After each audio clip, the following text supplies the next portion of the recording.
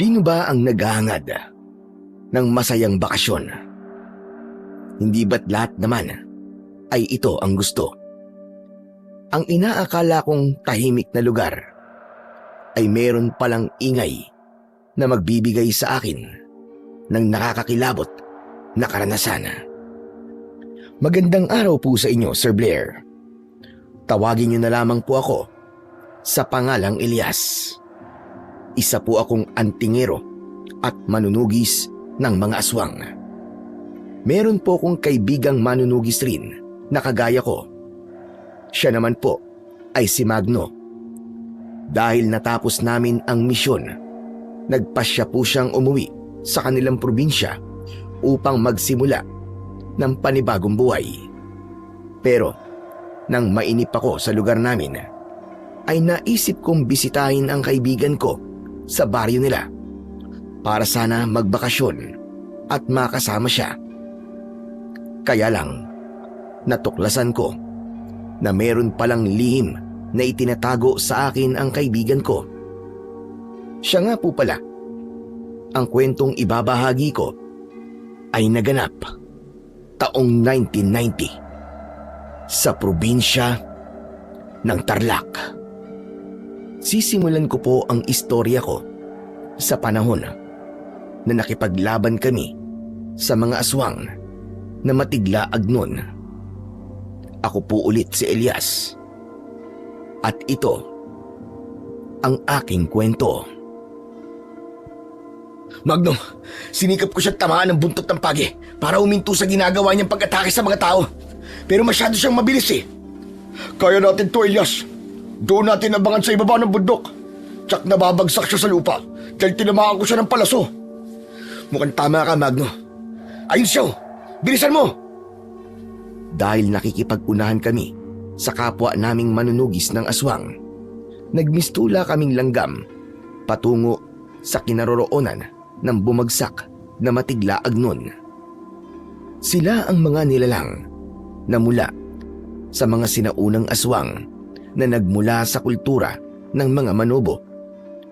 May dugong aswang na lipad at busaw ang mga matiglaag nun.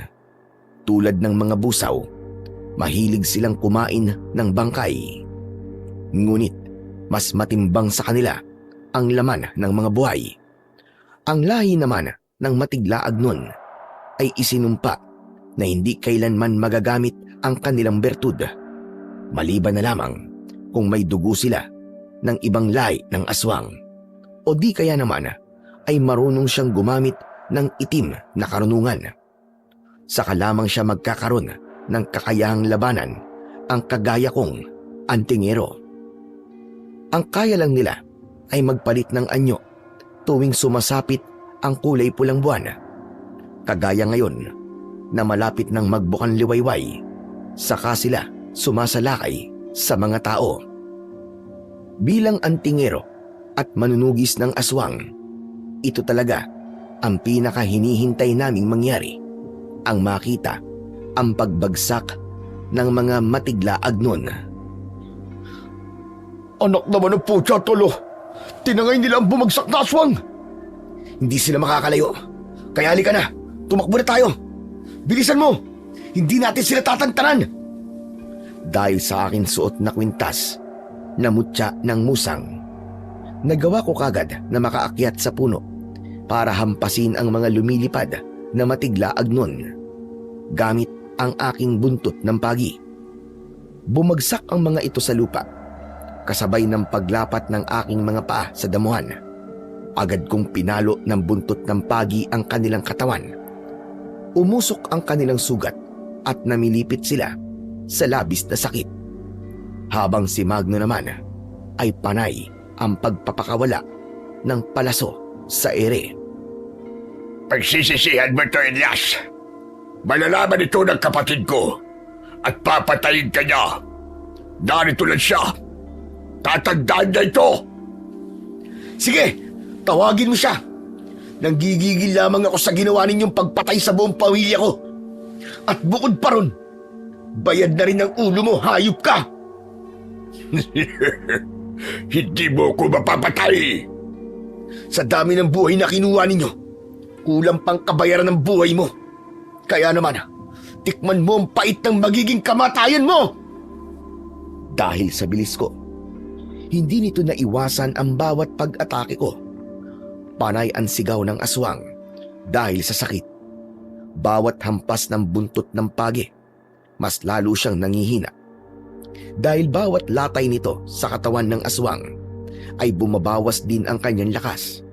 Napatay ni Magno ang dalawang matiglaag nun na kasama ng pinakapinuno nila. Kaya pareho naming hinarap ang aswang. Hayop ka! Hindi mo ako mapapatay! Tatakas ako! Yun ay kung makakaalis ka pa sa gagawin ko sa'yo! Muli kong pinalo ng buntot ng pagi ang kanyang katawan, habang si Magno naman ang pumana sa pakpak nito. Tuluyan siyang hindi nakalipad para tumakas.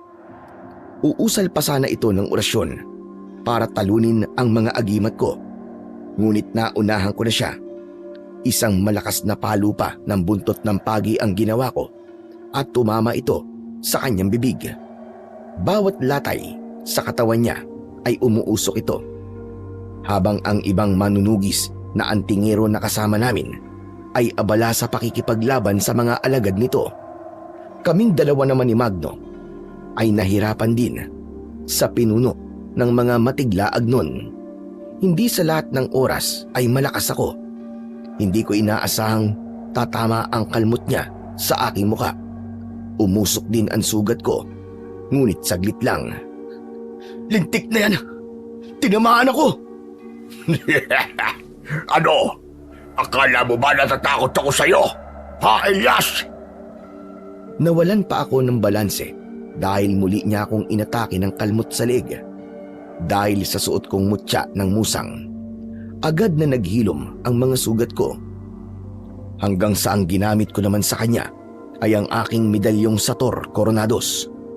Ang medalyong Sator Coronados ay ang pananggalang ko laban sa kulam, barang, usog, at masasamang espiritu, kasama na ang mga masasamang elemento. Karaniwang may nakaukit na Latin na dasal at ginagamit bilang proteksyon o pampasuko sa mga kaaway. Teka, anong nangyayari sa akin? Bakit ang init ng pakiramdam ko? Para akong sinisilaban ng apoy! Dahil dito sa medalyon ko, kaya nakakaramdam ka ng matinding init. Magno! Gawin mo na! Agad na hinila ni Magno ang tali ng pana at lumipad sa ere ang palaso na direktang bumaon sa dibdib ng pinuno ng matiglaag nun. Nagkikikisay ang katawan nito dahil si Magno naman ay may suot na medalyong Tres Pico Roma, kaya lahat ng sandatang mahahawakan niya ay meron ding epektong nakamamatay sa mga aswang. Ang medalyong Tres Pico Roma o tatlong persona ay isang uri naman ng agimat na may kaugnayan sa paniniwala sa Santissima Trinidad, Ama, Anak at Espiritu Santo, na ginagamit bilang pananggalang laban sa masasamang espiritu at iba pang negatibong puwersa. Hindi ka na ngayon makakapanakit ng mga tao sa baryong ito! Tandaan mo yan! Hinugot ko ang aking sandatang itak na kung tawagin ay ginunting. Ang ginunting naman ay isang uri ng itak na tanyag sa Visayas. Ito ay kilala sa natatanging hugis na tila gunting ang dulo, kung saan ang likod ng talim ay pababa patungo sa matudis na dulo. Dahil sa balansing bigat nito, ito ay ginagamit ko pantabas ng leeg ng mga aswang. Kapag nasugatan nito ang nilalang, hinding-hindi yun maghihilom. Saktong pagtabas ko sa ulo ng matiglaag nun, tumalsik ang ulo nito sa mga kasama naming manunugis ng mga aswang.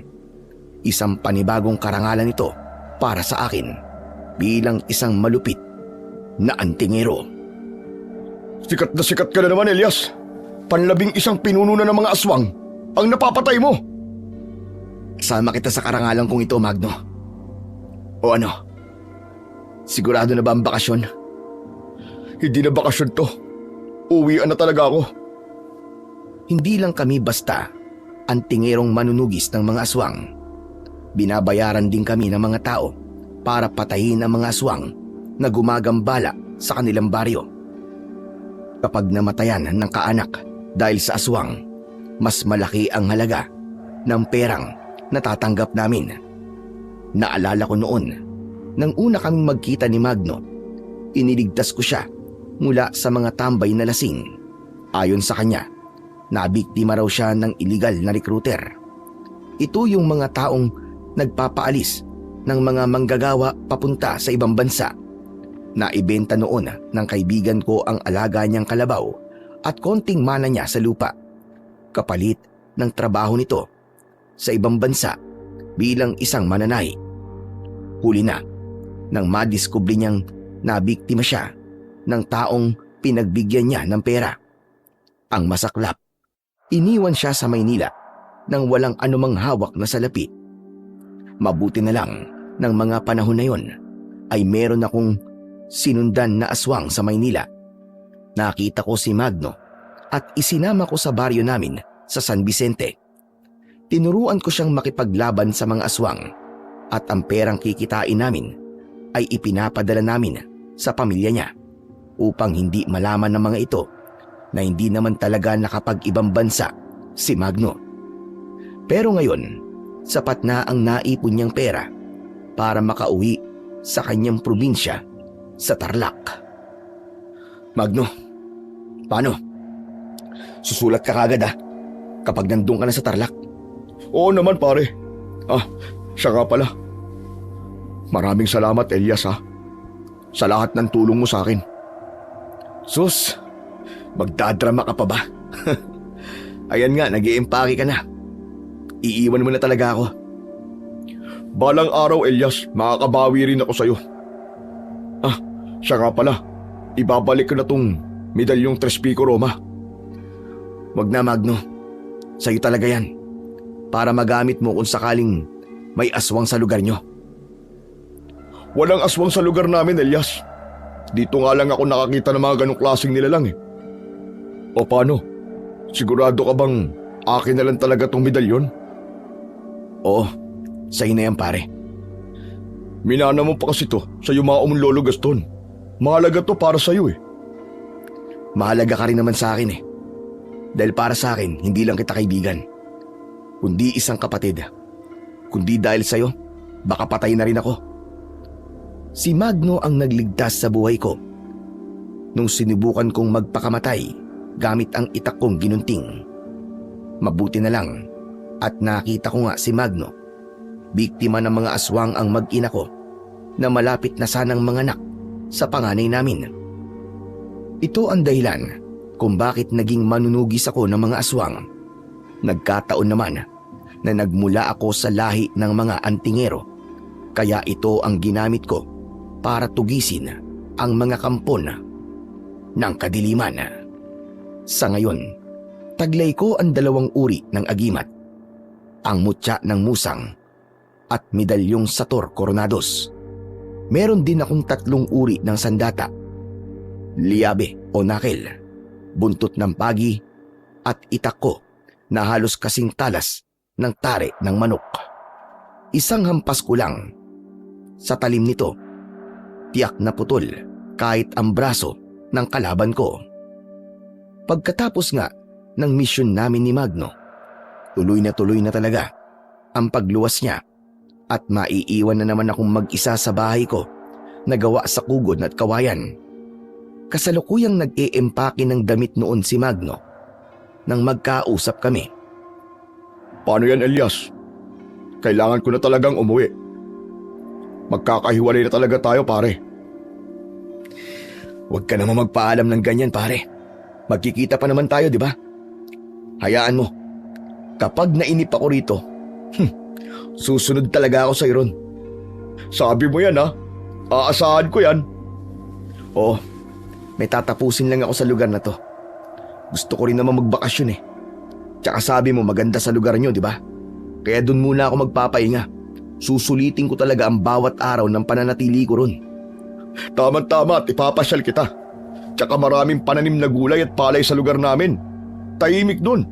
Sulit talaga magiging bakasyon mo, maniwala ka. O sige na, bilisan mo na ang pag-iimpake mo.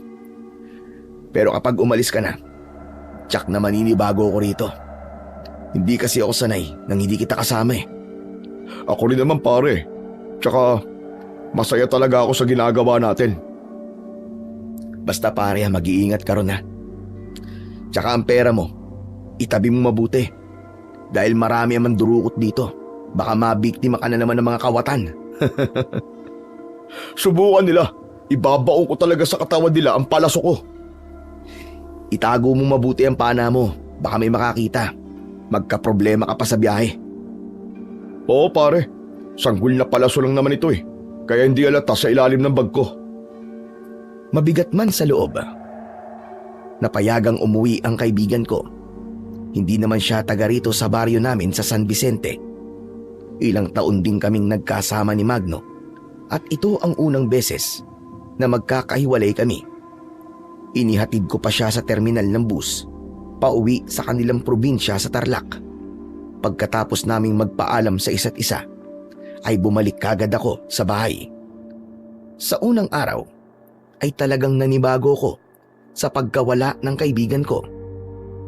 Naging maayos naman ang takbo ng pamumuhay ko sa baryo. Wala na ring mga aswang na matiglaag nun ang gumagambala sa lugar namin. Pagkalipas ng 2 buwan, dumating ang sulat ni Magno at ibinalita nitong maayos na siyang namumuhay sa lugar nila. Kaya't nagpasya akong sumunod sa kanya para sorpresahin siya. Hawak ang kanyang sulat ay sumakay ako ng bus para sundan siya sa Tarlac. Natulog muna ako sa biyahe dahil magdamag akong hindi nakatulog sa paghahanda ng mga gamit ko na dadalhin ko sa probinsya ni Magno. Kasama ang mga pasalubong ko sa kanyang pamilya. Bago ko pumikit ay nakita ko pa ang isang magandang babae na naupo sa tapat ng aking upuan. Nakashort siya ng maiksi at napakabango niya. Takaw tingin yon sa mga lalaking may masasamang ugali sa katawan. Hindi nga ako nagkamali dahil napansin ko agad ang 3 lalaking nakasunod sa babae. Naupo ito sa tabi mismo ng babae. Malakas ang pandinig ko, kaya dinig na dinig ko ang kanilang pinag-uusapan. Kahit nakapikit ako, nararamdaman ko rin ang lihim nilang sinyasan. Pagkalipas ng 1 oras, nang umabante ang bus, narinig ko ang biglang pagtaas ng tono ng boses ng babae. Ang bastos mo ah! Nakapatong na ang kamay mo sa hita ko! Walang hiya ka! Pasensya ka na, Bis. Hindi ko sinasadya. Anong hindi sinasadya? Ang sabihin mo, bastos ka talaga! Ang layo ng upuan mo kanina. Nakarating ka pa rito sa upuan ko? Akala mo ba hindi ko nakita ang ginawa mo? Pinalis mo ang nakaupo riyan para malaya ka sa kabastusan mo. Pasensya ka na talaga, Bis. Hindi ko kasi mapigilan ang sarili ko eh. Ang puti kasi ng hita mo eh. Tapos ang ganda-ganda mo pa. Pwede ba tigilan mo na ako? Dahil kung hindi, tatawag ako ng mga pulis at ipakukulong kita. Hindi mo magagawa yun. Hindi mo ba alam?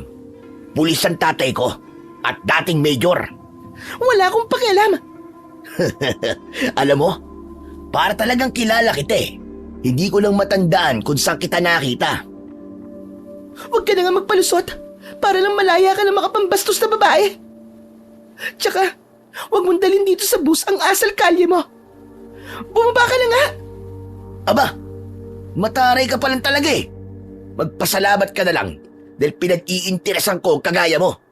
Yung ibang babae dyan, nagkakandara pa sa akin para lamang mapansin ko sila. Tapos ikaw, tataray-tarayan mo ako ng ganyan? Baka gusto mong ubusin ko ang lipstick mo sa alik. Subukan mo. Dahil talagang makakatikim ka sa akin. Isa pa, hindi ko gugustuhin mapansin mo. Kahit kailan, hindi kita magugustuhan.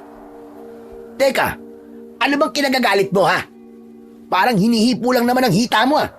Pagkakait mo pa, baka gusto mong gasain pa kita rito para makita ng mga pasahero rito kung paano ko lantakan ang pagkababae mo. Bastos ka talaga! Ano? Gagawin ko na ba? Sige, subukan mo. Nang makita mong hinahanap mo. Wala ba kayong nanay? O kapatid na babae? Ang babastos nyo! Sorry, wala akong kapatid na babae. Wala rin ako nanay. Dahil ang nanay ko, sawa sa mga lalaki. Hindi ba? Lahat naman ng babae kagaya niya eh. Kaya huwag ka na magpakipot pa. Parang isang halik lang eh. Sige na, isang halik lang. Kanina pa kasi kita pinagbamasdan eh. Napakaganda mo talaga, nakapanggigigil ka. Sige, subukan mo. Babasagin ko talaga ang pagmumukha mo. Hawakan mo lang ulit ang hita ko at makakatikim ka talaga sa akin. Kahit nakapikit ako ng mga sandaling yon, alam ko ang kilos ng lalaking nanggugulo sa magandang babae. Naiinis din ako dahil malakas ang tawanan ng dalawang kasama nito. Ang masaklap pa, matanda na ito para sa ganong kilos. Hindi na rin ako nagulat nang biglang sumigaw ang magandang babae. Bastos ka talaga! Isang malakas na sampal ang dumapo sa pisngi ng lalaki na hindi naman ito nagustuhan at naramdaman na parabang ito pa ang napahiya sa mga pasaherong naroroon. Sa tingin ko, takot ang mga tao sa lalaking ito dahil walang nagtangkang umawat sa kanya. Para bang kilala nila ang lalaking nanggugulo sa magandang babae. Abat, matapang ka ha? Sinong pinagmamalaki mo ha? Yung kapatid mong inutil? Halika nga ritong babae ka. Talagang sinasagad mo ang pasensya ko eh. Aray! Ang braso ko, nasasaktan ako! Saan mo ba ako dadalhin? Bitiwan mo ako! Dahil sinapak mo ko, sa paraiso kita dadalhin. Pero bago yon, kailangan ka munang makatikim sa akin ng sampal.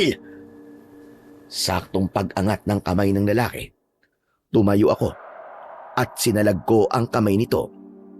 Nagulat siya nang hawakan ko ang kanyang pulsuhan. Tinitigan ko siya ng matalim. Ganon din siya sa akin habang bakas ang gulat sa kanyang anyo. Abat, pakialamero ka? Sino ka? Hindi ako sinuka. Pinanganak ako ng nanay ko. Abat, pilosopo ka? Bitiwan mo ang kamay ko. Bitiwan mo rin ang braso ng babae. Nang hindi nito binitiwan ang braso ng babae, maigpit kong piniga ang kanyang kamay. Kaya napilitan siyang pakawalan ang babae.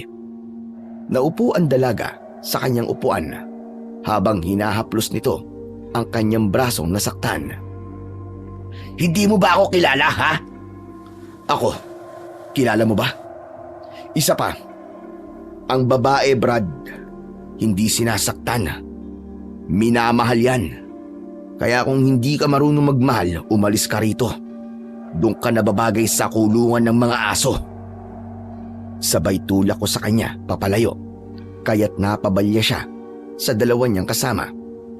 Tuluyan siyang nagalit at nabaling sa akin ang atensyon niya. Sinuntok niya ako, ngunit nakaiwas ako. Kaya sa hangin yung tumama. Dinampot ko ang braso niya, saka pinilipit ko papunta sa kanyang likod. Napasigaw siya dahil sa labis na sakit. Saka ko siya sinipa sa puwet. Pinagtawanan siya ng mga pasaherong naroroon, kaya mas lalong namula ang kanyang muka. Nang dahil sa labis, nagalit. Hayop ka! Pagbabayaran mo tong ginawa mo sa akin. Tatandaan ko ang pagmumuka mo. Lalong-lalo ka ng babae ka! Dinuro nito ang babae, kaya hinablot ko agad ang daliri niya. Saka ko ipinasok sa kanyang ilong. Kasunod ng pagsuntok ko sa kanyang kamay. Dumugo ang kanyang ilong, kaya lalo itong nagalit. Ano pang hinihintay niyo, mga inutil kayo? Atakihin niyo na ang hayop na lalaking yan! Dahil sa utos nito, sa dalawa niyang alipores, na higit na mas malaki ang katawan kaysa sa kanya. Umatake sila sa akin ng suntok, subalit naiwasan ko rin ang mga yon. Wala silang kaalam-alam. Nasanay na sanay ako sa pakikipaglaban, lalo na sa dikitang laban. Kaya Sabay ko ring pinilipit ang kanilang braso at idinikit ko ito sa kanilang likod. Nagsisisigaw ang mga ito dahil sa sakit. Dahil hawak ko ang kanilang braso, paa ko ang ginamit ko. Sinipa ko sila ng tig-isa sa kanilang likod. Muntik silang mapasubsob sa mga bangkong naroroon. Napunta sila sa unahan ng sasakyan. Ang driver naman, nang makitang nagkakagulo sa loob ng kanyang bus, ay ipinarada niya na muna ang kanyang sasakyan. Dahil sa kaguluhan, pinanood kami ng mga tao at bakas sa mukha nila ang labis na paghanga sa akin. Narinig ko pa nga ang bulungan ng mga tao na sikat daw talagang sanggano ang grupong nanggugulo sa loob ng bus at wala raw kumakalaban dito. Ako lang daw ang unang nangahas na lumaban sa mga ito. Talagang matapang ka, ha? Hindi mo talaga ako kilala. Etong sayo! Muli siyang umatake sa akin ng dalawang magkakasunod na suntok. Subalit naiwasan ko pa rin yun at siniko ko ang kanyang muka. Sabay sipa ko sa kanyang sikmura. Namilipit siya dahil sa labis na sakit at bumagsak siya sa saig ng bus. Inalalayan siyang makatayo ng kanyang mga kasama. Dinuro ko siya sa muka at pinagsalitaan ng masama. Sa uulitin, Brad, kapag mambabastos kayo ng babae, kailangan matapang kayo. Kailangan kaya nyo rin makipagsabayan ng laban sa akin. Wala, sige na. Bumaba na kayo ng sasakyan. Dahil kung hindi, itong itak ko ang hahatol sa inyong tatlo. Hayop ka. Babalikan kita. Babalikan kita, tandaan mo yan! Yun ay kung magkikita pa tayo. Ano? Bababa ka ba o hindi? Teka, hindi ba't itak yan? Paano nakalusot yan sa bus na to, ha? Lusot kapag hindi ako kinapkapan. Pero kung hindi kayo bababa, mapipilitan ako sa inyo gamitin to. Kayo ang hindi makakalusot sa pagharap kay kamatayan. Subukan mo nang makita mo ang hinahanap mo. Makakarating to sa tatay ko. Gawin mo. Maghihintay ako. Magsumbong ka sa tatay mong panot. Ang laki mong tao, duwag ka. Papasboy ka. Isa pa, alam mo bang ang itakong to ay nakalaan talaga para sa mga kagaya mong bastos? Dahil hindi talaga sila bumababa ng bus, ang kaluban ng itak ko mismo ang ginamit kong pampukpok sa ulo ng tatlong lalaki. Hindi nila kinaya ang lakas ng kamay ko, kaya't gumulong sila sa saig ng sasakyan. Yung mga aswang nga ay napapatumba ko. Sila pa kayang ordinaryong tao lamang.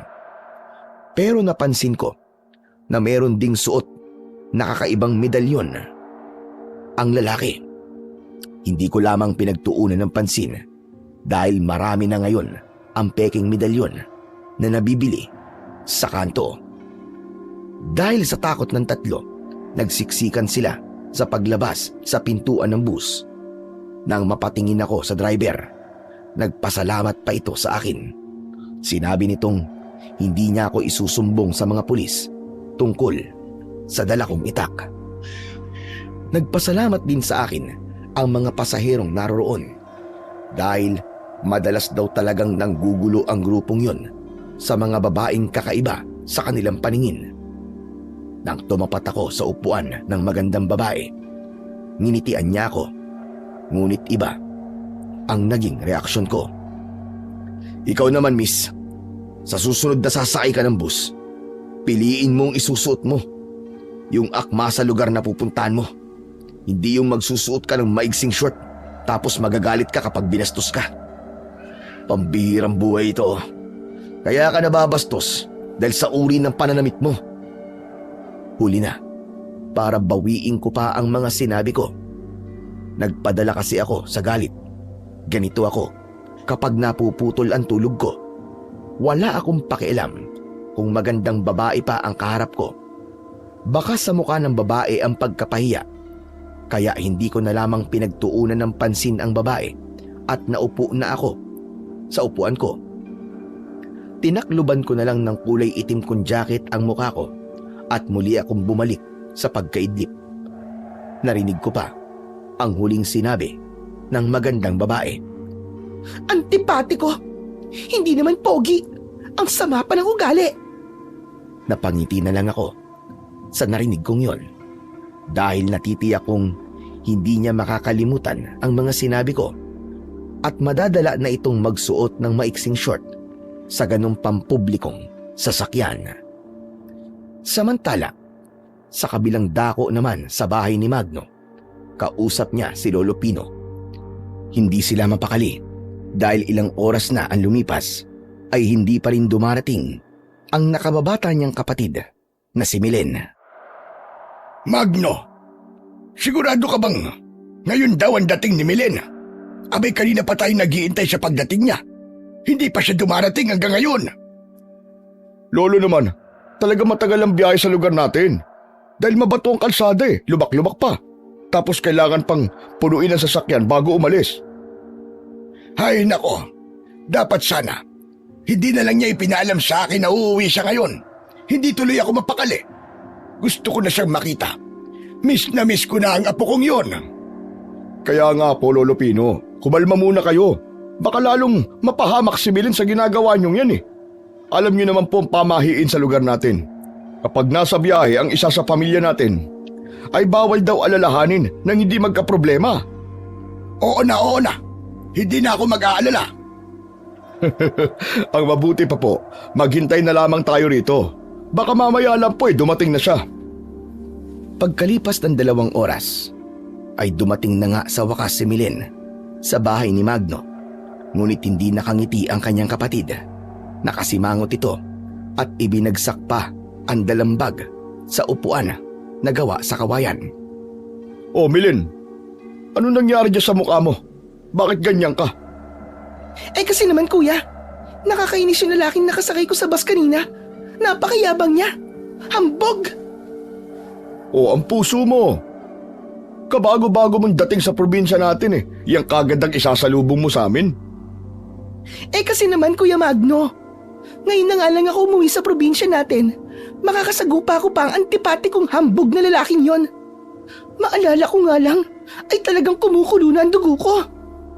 Teka, sandali lang apo. Ano ba nangyari sa'yo? Bakit ka ba nagkakaganyan Ay nako, Lolo Pino. Painimin niyo nga muna ng tubig yung apo niyo. Abay namumutla na sa galit Wag na Kuya Magno. Uminom na ako ng tubig kanina nung bumaba ako ng bus sa terminal natin. Kung ganun ay tama na. Kalimutan mo na ang lalaking kinaiinisan mo. Masisira lamang ang pagpunta mo rito Hindi ko makakalimutan ang lalaking yon, Kuya Magno. Talagang inis na inis ako sa lalaking yon. Sana mapasubsob siya at madapa tapos ang mukha niya ang bumagsak sa mabatong kalsada. Teka nga, kanina ka pa galit na galit Hindi naman namin alam ni Lolo Pino kung bakit ka nagkakaganyan. Ano ba talaga nangyari? Siya nga naman apo. Ano ba nangyari sa'yo? May bumastos po kasi sa akin na 3 lalaki sa loob ng bus. Ipinagtanggol po niya ako. Magpapasalamat sana ako sa kanya. Pero sinungitan niya ako. Paano sinungitan? Sinabihan ba naman ako? Napiliin ko raw yung isusuot kong short sa pampublikong sasakyan. Sinigawan niya ako, kuya, sa harap ng maraming tao. Oh, yun naman pala Pinagtanggol ka at pinagmalasakitan ng lalaking yun. Anong kinagagalit mo sa kanya? Yung pagsigaw niya sa'yo?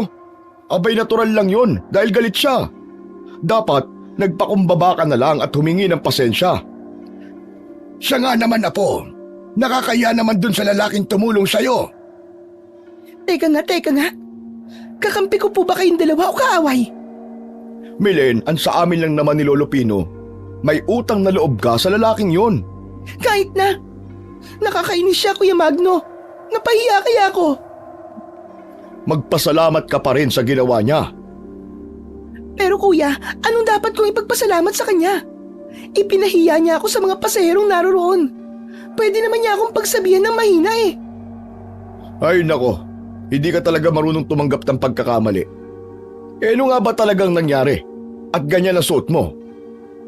Kasi kuya, may nakatabi akong bata. Sinukahan ng pantalon ko.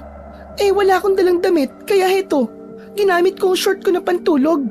Hindi ko naman sukat akalain Nababastusin ako sa bus na yon.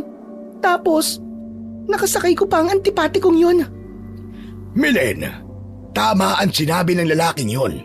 Kahit ako, nakita kong kakaiba nga ang suot mo sa maraming tao. Kaya talagang mababastos ka. Teka, ano bang itsura ng mga lalaking ng bastos sa'yo? Natatandaan mo ba ang kanilang muka? Oo naman, Kuya Magno. Tandang-tanda akong pagmumukha ng mga hayop na yon. Biruin mo, Kuya. Hinawakan ba naman yung hita ko? Ano? Aba, kung ako naroon, baka pinutol ko na ang kamay nila. Pero teka, natandaan mo ba kung anong pangalan nila? Hindi ko sila kilala, Kuya. Pero ang sabi niya, parang nakikilala niya raw ako. Tingin ko, Kuya, taga rito siya eh. Sabi pa nga niya, inutil raw ang kuya ko. Abat, ang mga lintik na yun ah. Mukhang taga rito nga sila. Dahil paano nila nalaman na may kuya ka? Oo nga, Kuya. Sige nga, ilarawan mo nga mukha sa akin ng 3 ng basto sa'yo at baka kilala ko. Pagkatapos ilarawan ni Milen ang itsura ng lalaking humipo sa kanyang hita, ay nanlaki ang mga mata ni Magno. Pambihira. Hanggang sa bus. Nakakarating ang lintik na yon. Kuya Magno, bakit? Kilala mo ba sila? Oo. Kilalang sanggan ang mga hayop na yun. Siya si Barok, ang anak ng dating mayor sa probinsya natin. Sinong major? Si Major Rodrigo. Pero matagal na siya nagretiro. Mabuti't walang dalang baril si Barok. Kahit may baril po sila, Kuya, hindi sila mananalo sa lalaki kanina. Pati ang apo ko, hindi nila pinatawad. Humanda talaga sila sa akin. Oh, Lolo Pino, isa pa kayo eh. Huminahon po muna kayo. Aba Magno, kahit matanda na ako, kaya ko pa rin pumatay. Basta para sa apo ko. Oo na po. Huwag na po kayo sumali sa gulo. Hayaan na muna natin sa ngayon. Pero kapag naulit, aba, ibang usapan na yon. May araw din sila sa akin. Humanda sila. Lolo Pino, tama na po. Huwag niyo na po silang patulan. Bugbog sarado na po sila sa lalaki kanina. Aba, at nakahanap pala kagad sila ng katapatan oh. Oo, Kuya Magno, biruin mo. Natakot sila nung naglabas ng itak ang mayabang na lalaki kanina. Tawag niya po sa kanyang itak ay ginunting daw. Aba, parang pala siya yung kaibigan ko si Elias. Hindi, Kuya. Iba si Elias. Hindi siya kagaya ng ikinikwento mo sa akin na kaibigan mo. Yung lalaki sa bus, mayabang, antipatiko, at masyadong malaki ang bilib sa sarili. Talagang sobrang galit mo sa lalaking nagligtas sa'yo ano? Kulang na lang, patayin mo siya sa kwento mo eh. Ay nako, kilala mo naman ako, Kuya Magno, no? Talagang nanggigigil ako sa galit kapag may nakikita akong ganong klase ng tao. Pero Milen, may utang na loob ka pa rin sa kanya. Teka, ano bang itsura niya? Hindi pogi pero mahusay talaga siya sa pakikipaglaban. Mabilis din siyang kumilos at malakas siya. Aba, parang tumutugma yata sa kilos ni Elias. Ako rin, Milen. Parang si Elias din ang nasa isip ko eh. Pero imposible naman pumunta siya rito nang hindi nagsasabi sa akin. Ay naku, wag na nga natin pag-usapan yan. Kumukululan talaga ang dugo ko. O hala, sige na. Hindi na natin siya pag-uusapan. May pagkain pa po ba tayo dyan, Lolo Pino? Abay oo naman. Kanina pa nga kita hinihintay eh. O bueno, kumain na muna tayo. At kanina pa rin ako nagugutom eh. Tao po! Tao po! Magno, nandiyan ka ba pare? Nagkatinginan ang tatlo dahil wala naman silang inaasahang bisita. Kasunod ng pagtawag ni Kapitan Gustin ay sinabing may bisita raw siya na naghihintay sa labas. Kuya, may inaasahan ka bang bisita? Aba, wala. Mula naman sa labas ng nakasaradong pintuan ng bahay na gawa sa kahoy at anahaw, ilang beses kong tinawag ang pangalan ng kaibigan kong si Magno. Ngunit walang taong lumabas mula sa pintuan. Nainip na lamang sa paghihintay ang punong barangay na si Kapitan Gustin at nagpaalam na rin ito sa akin para umalis. Naiwan ako sa tapat ng pintuan habang panay pa rin ang pagtatao po sa labas.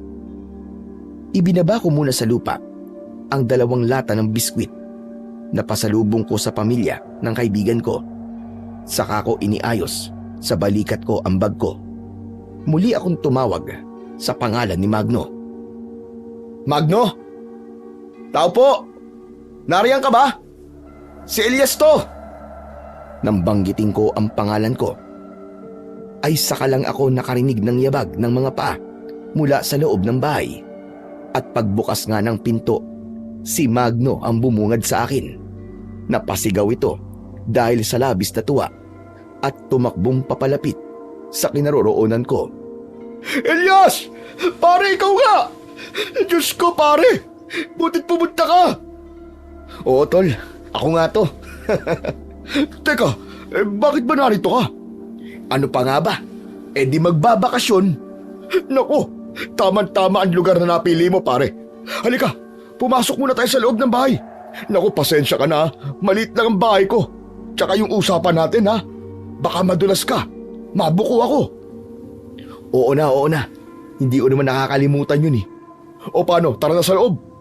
Ako na magdadala nito mga pasalubong mo sa akin. Oo, tama ka. Pasalubong ko talaga sa iyo mga yan. Hindi maitago ang tuwa ko nang sa wakas ay kasama ko na ulit ang kaibigan kong si Magno. Pagpasok namin sa bahay niya, ang ngiti sa labi ko ay napalitan ng gulat nang magsalubong ang tingin namin ng magandang babae na nakasakay ko sa bus. Bakas din ang gulat sa mukha nito. Nanlalaki ang kanyang mga mata habang nagpapalipat-lipat ang tingin nito sa amin ni Magno. Ikaw? Ikaw nga! Anong ginagawa mo rito, ha? Hanggang dito ba naman sinusundan mo ako? Hoy miss, hindi kita sinusundan ha. Dito lang talaga ang punta ko sa bahay ng kaibigan ko si Magno. Tsaka hindi ko pag-aaksaya ng oras na sundan ka rito. Abat, antipatikong ito? Teka, sandali nga lamang. Huwag muna kayo magtalo. Ibig sabihin, magkakilala na kayo? Oo, kuya. Paano nangyari yun? Magno, nakilala ko siya sa bus.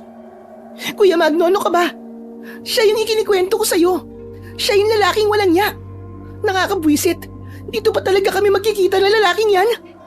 Milen, siya na nga ang kaibigan kong si Elias. Ano? Siya si Elias? Oo, siya ang matalik kong kaibigan. Teka, sandali lang miss. Bakit ka ba nagagalit sa akin ha? Wala namang masama sa sinabi ko sa'yo kanina.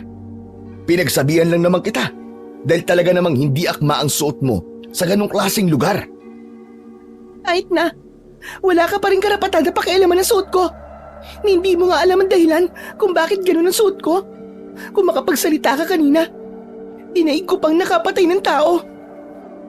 Kung ganun, pasensya ka na kung napahiya kita kanina. Nakita mo naman kasi yung nangyari sa'yo, di ba? Kahit pa, wala ka pa rin karapatang pakialaman ako.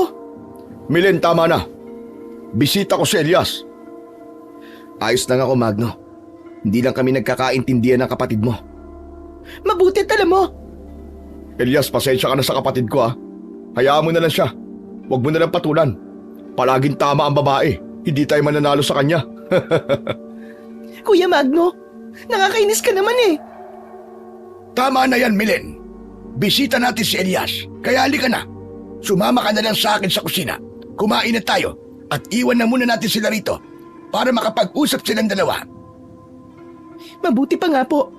Bigla tuloy sumama ang araw ko. Itong kapatid mo, masyadong mataray. Parang dragon.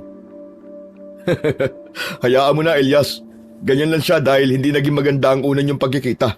O siya nga pala, iwan mo muna mga gamit mo dito at kumain na muna tayo. Mukhang pagod ka sa biyahe. Mamaya na lang ako kakain, Magno. Busog pa ako. Kumain muna ako sa terminal bago ako nagpunta rito eh. Inakbayan ako ni Magno papunta sa labas ng bahay. Saka kami naupo sa bangkong kahoy sa ilalim ng puno ng mangga. O ano pare, kumusta ang San Vicente? Ayun, tahimik na. Wala nang nagbabayad sa akin para tumugis ng mga aswang. Mabuti naman kung ganun, pare. Ikaw pare, kumusta ka naman dito? Ayos lang, pare. Napakatipid naman ang sagot mo. Tumawa ng bahagya si Magno, sabay tingin sa pintuan ng bahay nila. Balita ko, pare. Napalaban ka raw sa loob ng bus, ah. Kaya nga pare, kung alam ko lang na kapatid mo si Milen, hindi ko siya pagagalitan pare. Tama lang naman ang ginawa mo eh. Masyado kasi masungit ang kapatid ko na yan eh. Nakahanap tuloy siya ng katapat. Hindi pare, nakukonsensya nga ako sa ginawa ko sa kanya. Hindi ko dapat siya pinagsalitaan ng ganun sa harap ng maraming tao. Hayaan mo na, pare. Nang mabawasan naman ang kasungitan niya. Teka, pare, kilala ko nga pala ang mga nakalaban mo. Sino sila pare? Si Barok yun. Anak siya ng dating mayor dito sa Tarlac. Kaya palang tapang ng mga lintik na yun eh. May baker pala eh. Huwag na nga natin silang pag-usapan. Ang mahalaga ngayon ay malaman natin kung saan tayo unang gagala. Basta sabi mo pare, ikaw ang bahala sa akin ha. Oo naman, para maging masaya ang bakasyon mo rito. Pansamantala kong nakalimutan ang tungkol sa amin ni Milen. Ilang araw na ang lumipas. Magmula ng insidenteng yon, hindi pa rin ako kinakausap ng dalaga. Kung saan-saan lugar din kaming napadpad ni Magno para gumala. Subalit para bang kakaiba ang lugar nila. Marami akong natagpo ang kalansay ng kalabaw. Ang sabi naman sa akin ni Magno, namatay raw ang mga ito dahil sa init ng araw. Kaya hindi ko na pinagtuunan ng pansin ang trahedyang yon sa mga hayop. Isang umaga, nagpasya si Magno na sundan namin si Milen para masigurado ang kaligtasan ng kanyang kapatid hanggang sa humantong kami sa isang palengke.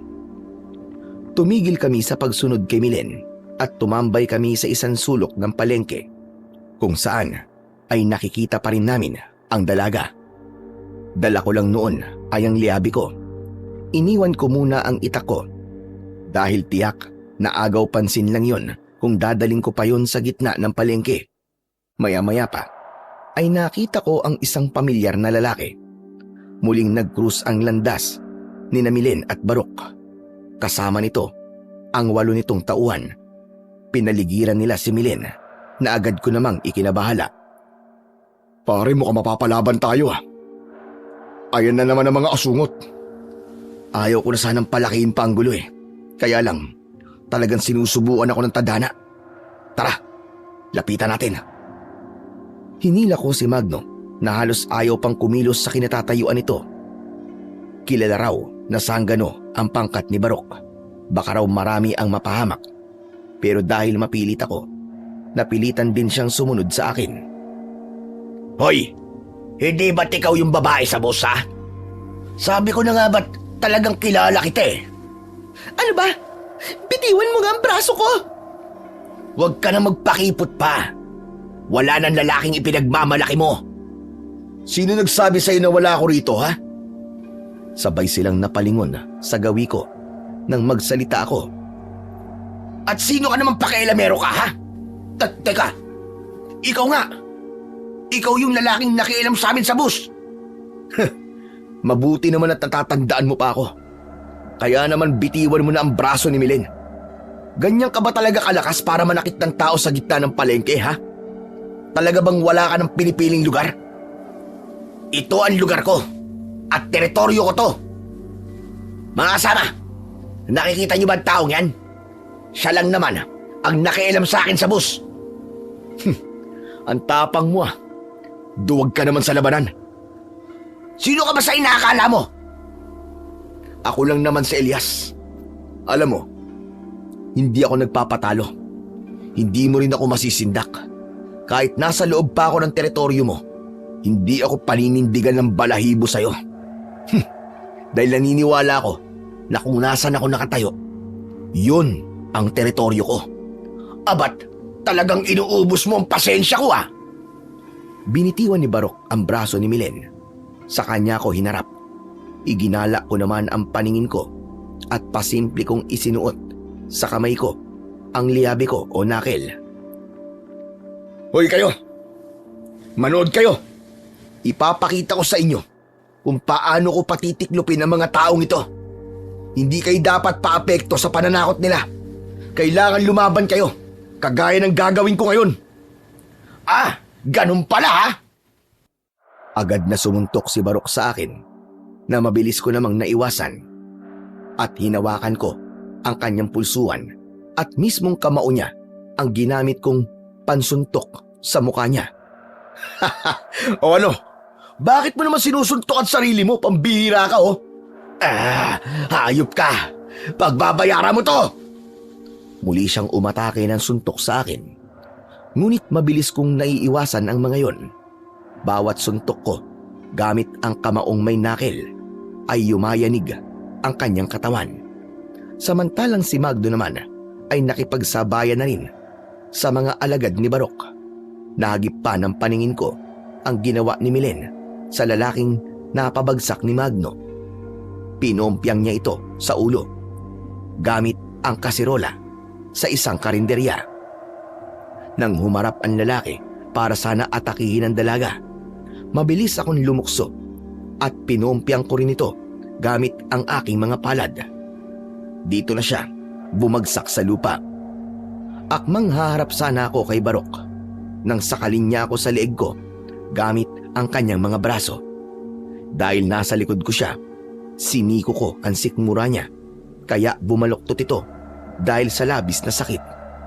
Dahil doon, nabitiwan niya ako. Sinamantala ko naman ang pagkakataong mahina siya. Dito ko na siya inatake ng magkakasunod na suntok. Tumama ang mga ito direkta sa kanyang dibdib, pati sa kanyang muka. Hayop ka. Pagsisisihan mo tong ginawa mo sa akin, Elias. Kahit minsan, wala pa akong pinagsisihan, Barok. Iisa lang ang pagsisisihan ko. Yun ay kapag hinayaan kitang manggulo sa palengking ito. Bakit ang lakas mo? Ang bilis mo rin kumilos. Tsaka paano mo nakilala si Milen, ha? Hindi na mahalaga kung paano ko siya nakilala. Ang mahalaga, mapabagsak kitang hayop ka. Ikaw ang pababagsakin ko. Pahalikin kita sa lupa. Gawin mo kung kaya mo. Pero alam ko naman na babae lang talaga ang kaya mo eh. Dinaig mo pa ang manok. Putak ka ng putak. Muli ko siyang binigwasan ng suntok na tumama sa kanyang baba. Dahil doon, bumagsak siya sa lupa. Dito ko na siya tinungtungan sa muka habang dinidikdik ko siya sa lupa. O ano? Sino ngayon ang humahalik sa lupa, ha? Aray ko! Alisin mo pa mo sa mukha ko! Ito ang nararapat sa mga kagaya mo. Ang humalik sa lupa. Elias, tama na yan. Baka mapatay mo si Barok. Talagang papatayin ko siya. Napakawalang hiya ng taon to. Elias, tama na. Awat na. Sasabit tayo kapag tinuluyan mo ang hayop na yan. Isang malakas na sipa sa leeg nito ang iniwan ko bago ako nagpaawat sa magkapatid. Si Milen, hindi niya namamalayang nakayakap na siya sa bewang ko, habang si Magno naman ay pigil niya ang braso ko. Kitang-kita ko ang pagbulwak ng dugo mula sa pumutok na labi ni Barok. Inalalayan ito ng kanyang mga kasama para tumayo. Pero imbis na matakot, pinagbantaan pa ako ni Barok. Hayop ka! Pagsisisihan mo tong ginawa mo sa akin. Idadamay ko ang lahat ng mga tao rito. Tandaan mo yan! Pambihira ka rin naman talaga, no? Sa akin na nga lang hindi ka umubra. Tapos isasama mo pa ang lahat ng mga tao rito? Akmang susugod ulit ako. Pero lalong humigpit ang pagkakakapit sa akin ng magkapatid. Maya-maya pa ay bumitaw rin sila sa akin. Alam mo, Barok, ako ang tipo ng kaaway na walang inaatras ang laban. Gusto kong tapusin na ngayon ang laban natin. Kung talagang matapang ka, lumaban ka sa akin. Hindi ako makakapayag na ang kagaya mong dayo lang ang makakapagpabagsak sa akin.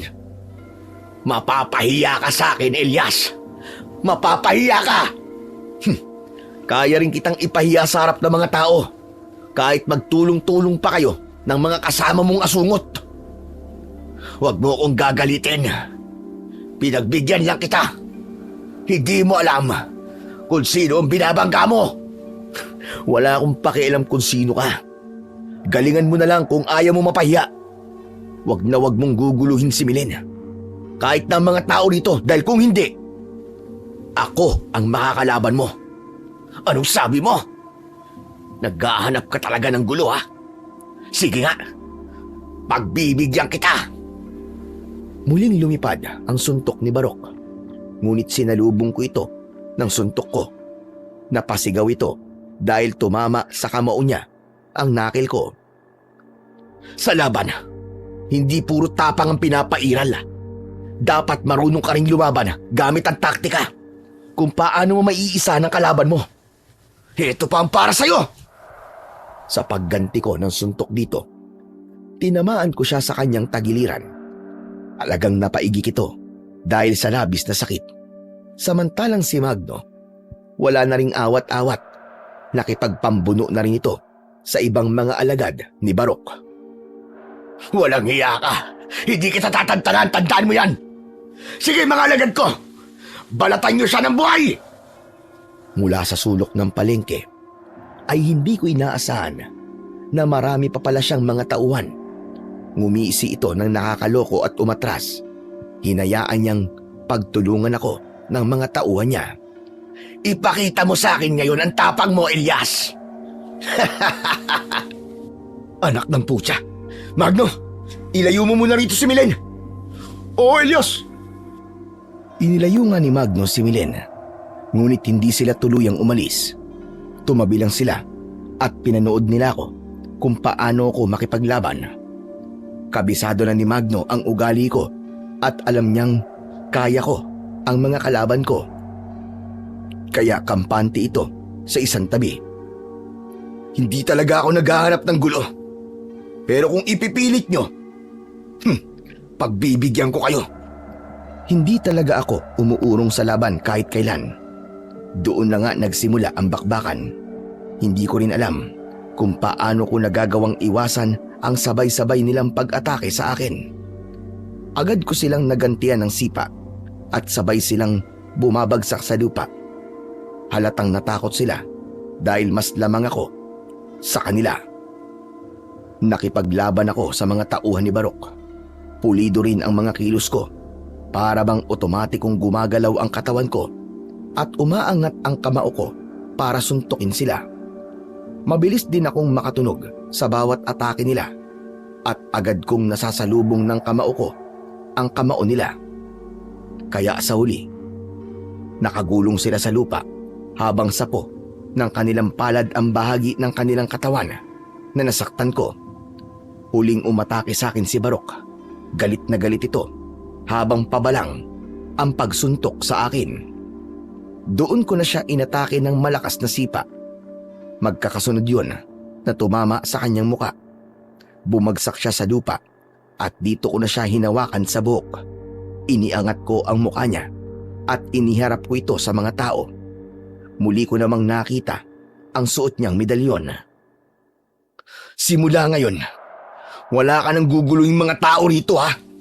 At wala ka na rin babastusin na babae. Oo na, wala na akong guguluhin.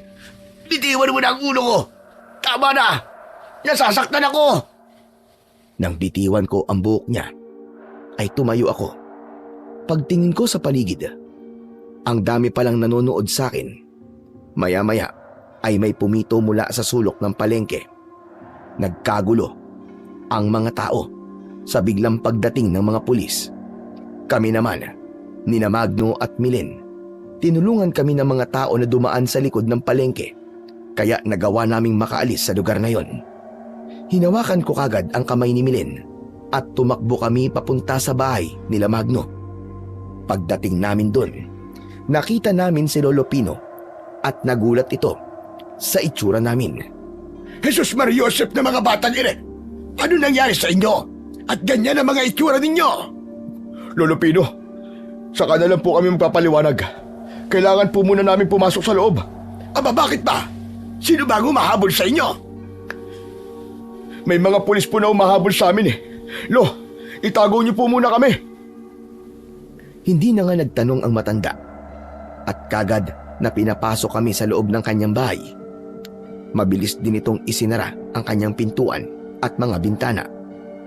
Nang makapasok na kami, ay sa kanya kami kinausap. Ano ba talaga nangyari sa inyo? Bakit ganyan ang mga itsura at damit nyo? Lo, napalaban po kami. Itong si Milin binastos na naman nila Barok at ng mga kasama niya kanina. Abat, ang mga lintik na yun hindi nila tinitigilan ang apo ko. Mabuti na lamang po at naroon kaming dalawa ni Elias. Kaya naipagtanggol po namin si Milin. Diyos ko, kung palaging ganon, kailangan bawasan mo muna, Milen, ang paglabas-labas mo ng bahay. Mabuti na yun nag-iingat ka. Kasi naman po, Lolo Pino, kailangan ko pong bumili ng mga gulay sa palengke. Wala na po kasing bunga mga tanim yung gulay. Talagang naubos na. Wala na tayong ulam sa pananghalian po natin. Tama lang ang sinabi ni Lolo Pino, Milen. Hindi sa lahat ng oras ay mapoprotektahan ka namin ni Magno. Kaya mas makakabuti sa'yo na huwag ka munang lalabas ng bahay. Apo, hanggat maaga pa, umiwas ka na muna sa gulo. Opo, Lolo Pino. Mabuti na lang po talaga at naroon sila Kuya Magno. Salamat nga din pala sa'yo, Elias. Iniligtas mo ako kanina. Ibig bang sabihin ito hindi ka nagalit sa akin? Okay na ba tayo? Oo. Pasensya ka na sa akin ha. Hindi ko naman kagad kasi naintindihan yung ibig mong sabihin nung una tayong nagkita Wala na yun. Kalimutan na natin na nangyari. Ang mahalaga, bati na tayo. Mabuti naman at nagkasundo na kayo. Buti na lang talaga at pumayag si Milen sa gustong mangyari ni Lolo Pino. Si Magno naman ay napatitig sa akin at bumakas ang pag-aalala sa mukha ko. Anong klaseng tingin naman yan, Magno? Elias, nag-aalala ako para sa'yo. Natitiyak ko na alam na nila na dito ka nakatira. Ayoko may mangyaring masama sa'yo. Magno, kilala mo ko. Wala akong kinatatakutan, wala akong inaatrasang laban. Tsaka hindi ko kayo pababayaan. Alam ko ang kakayahan ko kahit saan ako magpunta. Pero Elias, iba si Barok at ang mga kaibigan niya. Malakas ang padrino nila sa baryo namin.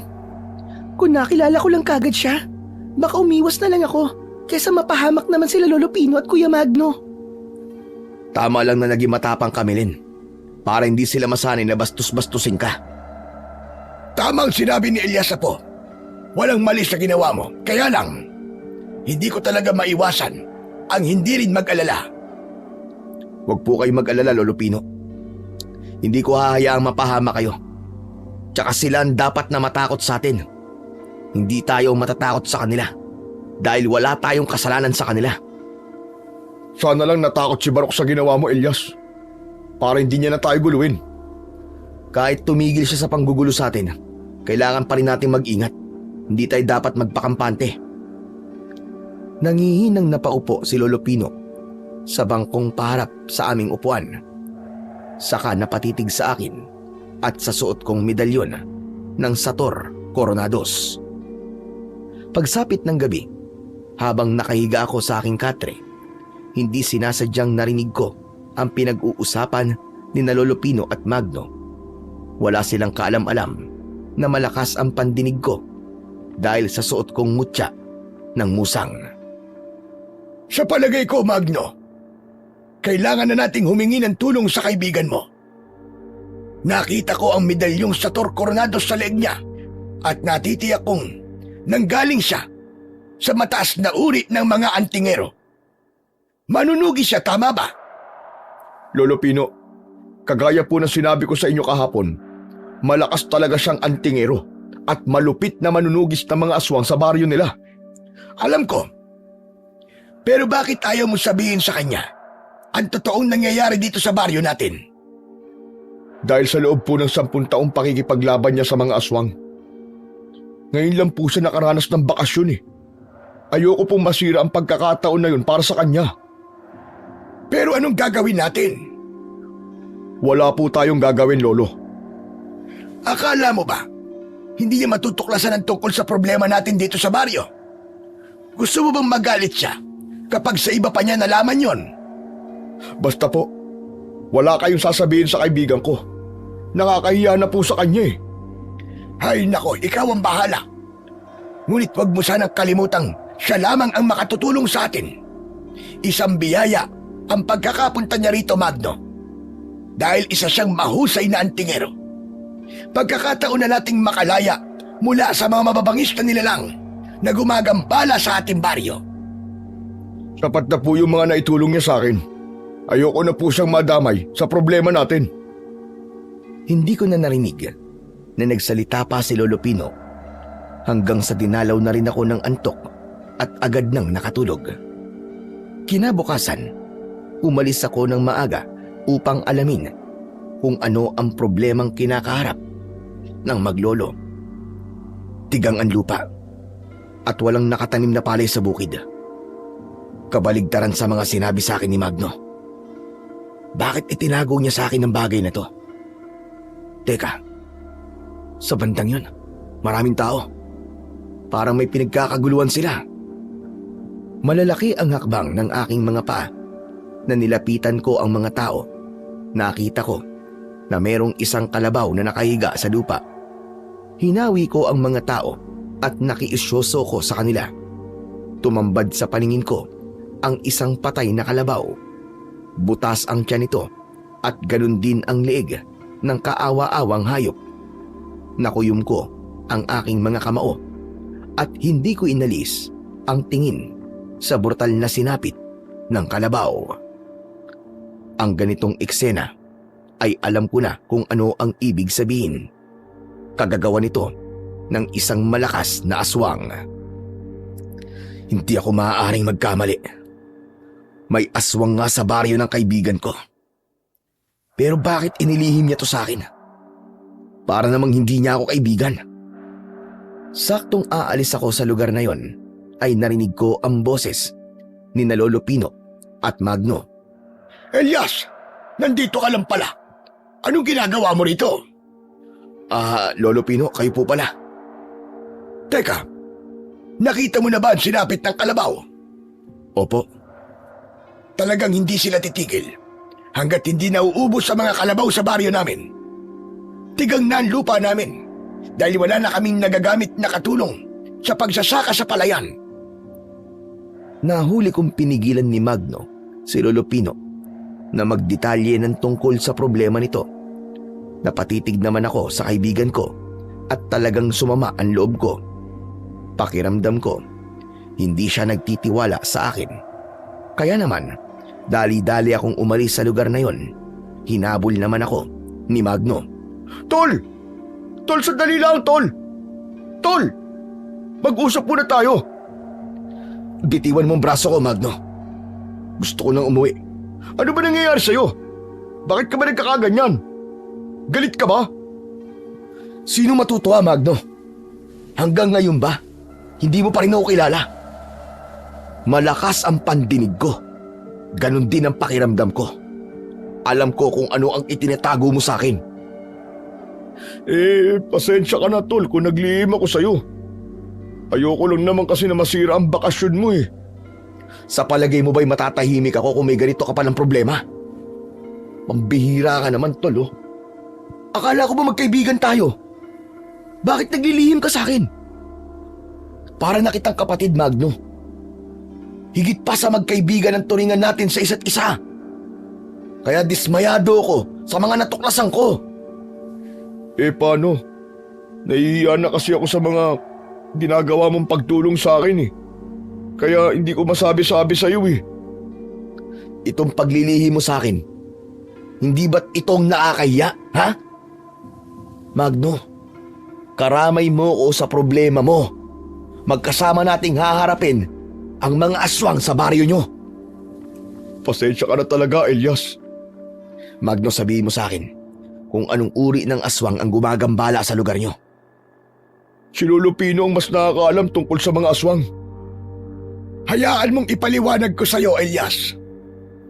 Sabay pa kaming napalingon sa likuran namin nang marinig namin ang boses ni Lolo Pino. Nauna siyang maglakad sa amin.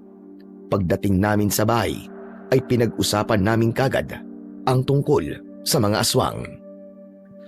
Ang totoo niyan, Elias, ginagambala kami ng mga aswang na bungis-ngis.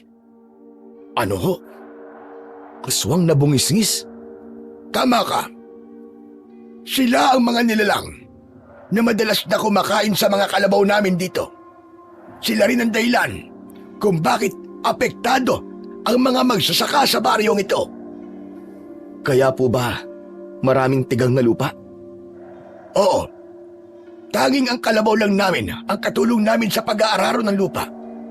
Pero dahil sa pamiminsala ng mga aswang na bungis-ngis, wala na kaming tanim. Ano po bang klaseng aswang ang bungis-ngis? Ngayon lang po kasi ako nakarinig ng ganung uri ng aswang. Sila ang mga halimaw na walang tigil sa pagtawa. Nag-iisa lang ang kanilang mata. May dalawa siyang pangil na nakausli sa tigkabilaan ng kanyang bibig. Gaano po ba siya kalakas? Katumbas niya ang lakas ng kapre at tikbalang. Higante siya. Nahigit na mas mataas kumpara sa pagkaraniwang aswang. Kaya nga niyang buhatin ang kalabaw ng walang kahirap-hirap. Hindi nga po maaaring baliwalain ang aswang na bungis-ngis. Pero kahit gaano pa po siya kalakas, aswang pa rin siya at hindi siya sasantuin ng mga sandata ko at ng anting-anting ko. Ang hindi ko lang po maintindihan ay kung bakit kailangan niyong itago sa akin ang bagay na to. Sana maintindihan mo, Elias. Nahihiya na kasi sa iyo ang apo ko. Isa pa, ipinagtapat niya na sa akin ang mga nangyari sa kanya noon. Elias, sinabi ko na ang buong katotohanan kay Lolo Pino kung paano tayo nagkakilala at kung ano ba talaga ang ginagawa natin. Kaya nang malaman ko, natuwa talaga ako, Elias. Dahil nagkaroon ako ng pag-asa na matatapos na ang pamiminsala ng mga aswang na bungis-ngis dito sa baryong ito. Dahil nagkaroon ng kaibigan na antingero ang aking apo at maging siya ay marunong na ring makipaglaban. Kailangan po nating mapigilan ng pamiminsala ng aswang. Maaari po ngayon ay kalabaw pa lang ang kinakain nila. Pero sa susunod, kapag wala na silang makuwang hayop, tao na po ang sunod nilang papatayin. Mas mapanganib po yun dahil mas marami ang mapapahamak. Yun na nga sinasabi ko rito kay Magno kagabi pa. Ayaw niya lang ipagtapat talaga sa'yo. Ang totoo po niyan, narinig ko po ang mga pinag-uusapan nyo. Dahil po sa suot kong mutya ng musang, matalas po ang pandinig ko at kahit malayo naririnig ko. Talaga palang kakaiba ka, Elias. Mabangis kang antingero. Handa po akong tumulong sa inyo, Lolo Pino. Sabihin niyo lang po kung ano ang kahinaan ng kalaban ko. Ang kahinaan ng aswang na bungis-ngis ay ang bigla itong magulat dahil mabilis silang mataranta. Siyempre, takot din sila sa taong may suot na medalyon at mutya. Kung ganun po, Lolo Pino, sapat na po ang kapangyarihan ni Elias para labanan ng mga aswang na bungis-ngis. Hindi pa tayo nakakasigurado doon. Malakas ang kutob kong may nag-aalaga sa kanilang aswang na may kaalaman sa paggamit ng itim na karunungan. Yun naman ang aalamin ko. May isang bagay pa akong hindi nasasabi sa iyo, Magno. Ano po yun? Tungkol sa kapatid mong si Milen. Ano po ang tungkol sa kanya? May mga ilang gabi na natatagpuan ko siyang naroon sa gubat at walang malay. Kapag tinatanong ko siya, wala daw siyang naalala. Nitong mga nakaraang araw, natutulala siya, pero hindi niya rin alam yon. Hindi po kaya may nangyayari ng kakaiba sa kanya? Yan nga ang kutob ko. Sa tingin ko po, kailangan bantayan niyo si Milen hanggang sa kanyang pagtulog. Aalamin po natin kung ano ba talaga ang nangyayari sa kanya. Pero ililihim natin kay Milen to. Sige, ako na ang bahala kay Milen. Pagkalipas ng 1 linggo, magmula ng pag-uusap namin yon, nabalitaan namin na mayroong baryong sinalakay ng mga aswang na bungis-ngis. Natakot ang mga tao sa nabalitaan nila, kaya ang iba ay hindi na lumalabas ng bahay, lalo na kung gabi na. Araw-araw ring nagpapatrolya ang mga pulis pati na ang mga tanod. Yun naman ang sinamantala ko. Kasama ko ang kaibigan kong si Magno. Nagbantay kami sa baryo. Si Magno, gamit niya ang kanyang pana. Suot din niya ang medalyong Tres Pico Roma. Ako naman, suot ang medalyong Sator Coronados at mutya ng musang. Habang ang sandata ko ay ang matalas kong itak o liyabe o nakil, iniwang ko naman ang buntot ng page para kay Lolo Pino. Habang nagtatago kami sa likod ng puno, tahimik kaming nagmasid sa paligid. Hindi nagtagal ay nakarinig kami ng malakas na ingay mula sa kakauyan. Kasunod ng malakas na tawanan ng mga kalalakian. Nagtataka man ay nanatili kami sa lugar na yon para magmatsyag. Ngunit mas nagulat kami nang makita naming naglalakad si Milen habang diretso ang tingin nito at hindi kumukurap ang mga mata. Teka Magno, si Milen yun di ba? Oo, Elias. Anong ginagawa rito ng kapatid ko? Saglit, parang wala siya sa kanyang sarili ah. Natitiyak kung may nangyayaring kakaiba sa kapatid mo, Magno. Elias, tulungan mo ako sa kapatid ko. Saan kaya siya pupunta? Halika, sundan natin siya para malaman natin kung saan siya pupunta. Parang tinatambol ang puso ko ng mga sandaling yon. Nang makita ko ang kapatid ni Magno, ay nag-aalala na rin ako para sa kaibigan ko. Alam ko ang ganong pakiramdam dahil sa nangyari dati sa pamilya ko. Nagpalipat-lipat kami sa bawat punong madadaanan namin habang hindi namin inaalis ang paningin sa kinaroroonan ni Milen. Tahimik kaming sumunod sa dalaga.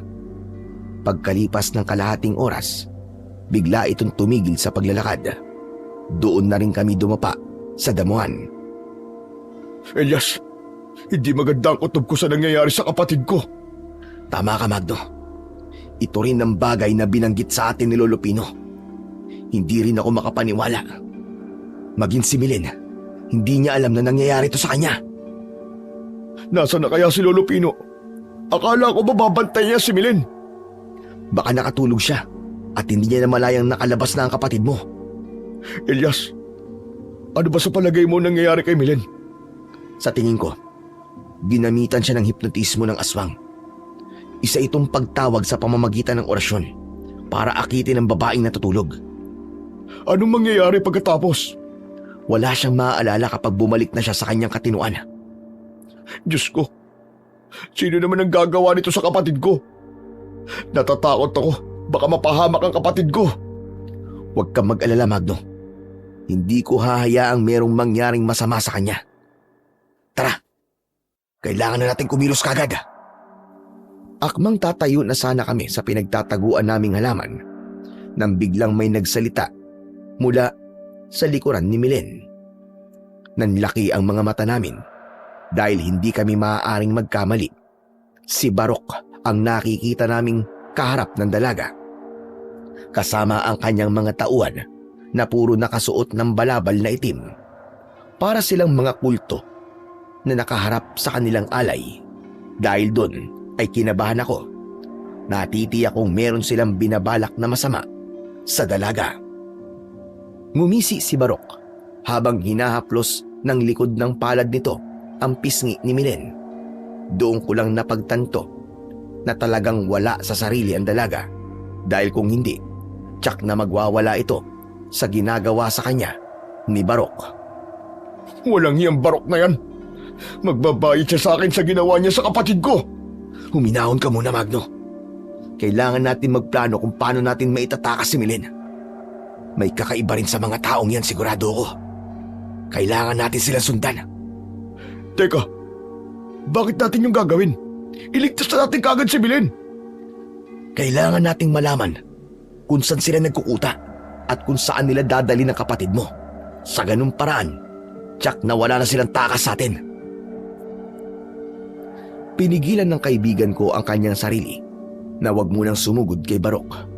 Kitang-kita ko ang panginginig ng kanyang katawan dahil sa labis na galit.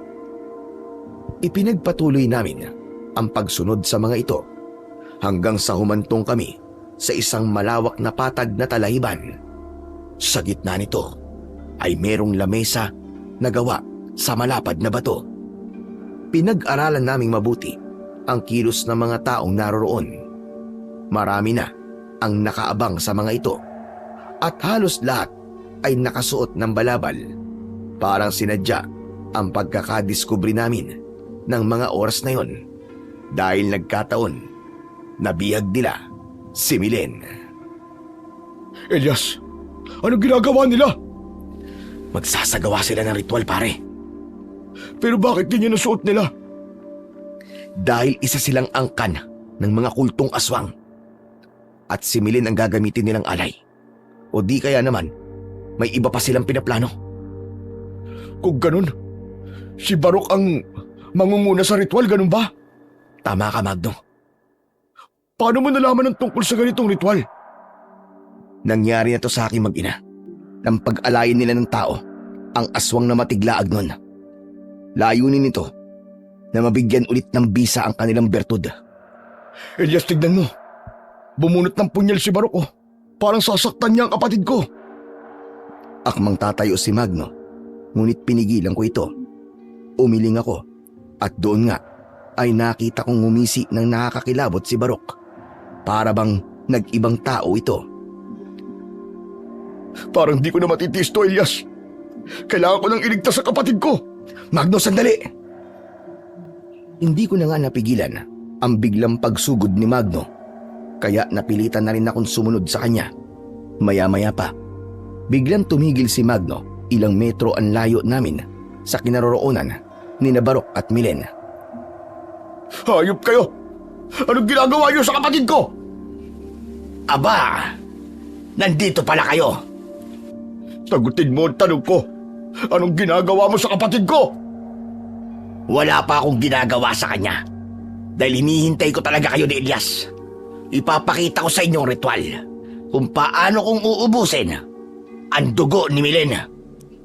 Anong ritual ang pinagsasabi mo? Pakawalan mo ang kapatid ko, hayop ka. Dahil kung hindi, pagsisisihan mo to. Hindi mo na makukuha si Milen sa akin. Nasa ilalim na siya ng kapangyarihan ko. Anong ibig mo sabihin? Siya ang sinundan ko sa Maynila. Hanggang dito. Siya talaga ang napili ko. Para galitin kayo. Para na rin maibalik ang bisa ng bertud ko. Kalokohan mo. Wala kaming kasalanan sa'yo para gamitin mo ang kapatid ko. Lalong walang kasalanan sa inyong kapatid ko. Para patayin ninyo. Sandali. Sinong kapatid? Hindi nyo na ba naaalala? Ang matiglaag nun na pinatay ninyong dalawa. Pinagtulungan yung paslangin ang pinakamamahal kong kapatid na si Daniel. Ikaw, Elias, ang pumugot sa ulo niya, hindi ba? Anong ibig mo sabihin? Nang gabing pinatay niyo ang kapatid ko sa baryo ng San Vicente, naroon ako. Kitang-kita ko kung ano ang nangyari. Ibig sabihin, planado mo ang lahat ng ito? Oo, Magno. Pati na ang unang pagkikita namin ni Elias sa bus. Lahat ng yun ay nasa plano ko. Hindi ka ba nagtataka, Elias? Isang bus lang ang sinakyan natin. Sinasabi ko na nga ba? Isa tong patibong. Bingo! Kaya lintik lang ako nagganti. Ipapakita ko rin sa inyo kung ano ang gagawin ko sa babaeng ito. Kapag nasipsip ko na ang dugo niya, magkakaroon ako ng malakas na kapangyarihan mula sa dugo ng dalagang birhen. Hindi! Hindi mo masasaktan ang kapatid ko! Akala mo ba, Magno? Hindi ko kayo nakita kanina habang sinusundan mo ang kapatid mo. Kitang-kita ko ang takot sa mukha mo. Hayop ka! Napakahayop mo talaga! Magbabayad ka ng malaki sa akin! Humanda ka, Barok. Pagsisisihan mo ang ginawa mong ito. Bakit? Masakit bang malaman na naisaan ko kayo? Akala nyo ba hindi ko alam na kayo ang mga antingerong manunugis ng mga aswang na pumatay sa mga kalahi ko? Nararapat lamang yun sa kanila dahil kampon kayo ng kadiliman. Pwes, nararapat din na mapunta sa akin si Belen bilang kabayaran sa lahat ng atraso nyo sa akin. Huwag mo't sasaktan ang kapatid ko, hayop ka. Pagbabayaran mo to kapag merong nangyaring masama sa kanya. Hindi mo ako matatakot, Magno. Para sa akin, wala kayong kwentang kalaban. Mahina kayo kumpara sa malakas kong kapangyarihan. Babawiin ko sa'yo si Belen, Barok. Kahit na anong mangyari, kukunin ko siya sa'yo. Pwes, wala ka nang magagawa pa. Dahil hindi mo na siya magigising mula sa kapangyarihang ibinalot ko sa katawan niya. Nagkakamali ka. Kapag napatay kita, lahat ng kapangyarihang sinasabi mo, kasama mo maglalaho. Nagkatinginan kami ni Magno ng mga sandaling yon at maging ako ay nagulat din sa sinabing yun ni Barok dahil noong naglalaban kami ay hindi ko napansin na meron siyang ganong klase ng kapangyarihan. Hindi ko rin naramdaman ang kanyang presensya. Sa pagkakataong yun, bigla kong nakitang kumislap ang suot niyang medalyon. Saka ko lamang naalala na nakita ko na rin yun sa loob ng bus. Ang pagkakamali ko lang ay hindi ko ito pinagtuunan ng pansin. Magno, makinig ka mabuti. Kailangan maputol ang kanyang medalyon. May hinala akong dun nang gagaling ang kapangyarihan niya. Tama ka, Elias. Meron din siyang medalyon na kagaya na sa atin. Batay sa pagkakasuri ko, medalyon yun mula sa mga sinaunang aswang na matiglaag nun. Sa tingin ko, naroon din ang kanyang bertud. Ano pinag-uusapan nyo, ha? Nagulat ba kayo? Oo, nagulat kami. Sa simula pa lang, pinasakay mo na kami sa plano mo para paniwalain kami na mahina ka. Tama ka, Elias. Hinayaan kitang bugbugin mo ko para isipin mong talo mo talaga ako. Pero ang totoo, pinagtatawanan lang kita.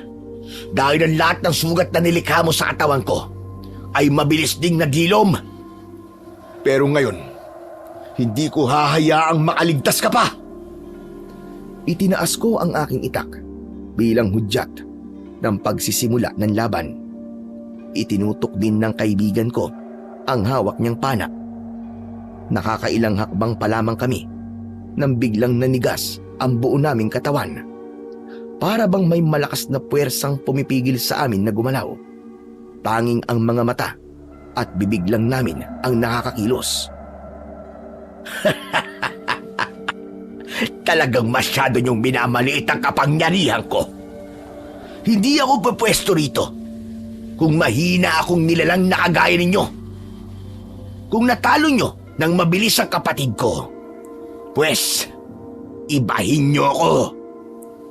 Kahit ano pa't sabihin mo, hindi ka magtatagumpay sa mga binabalak mo, hayop ka. Gaano man kalakas ang kapangyarihan mo, ay babanggain kita. Nagkamali ka ng binangga, Elias.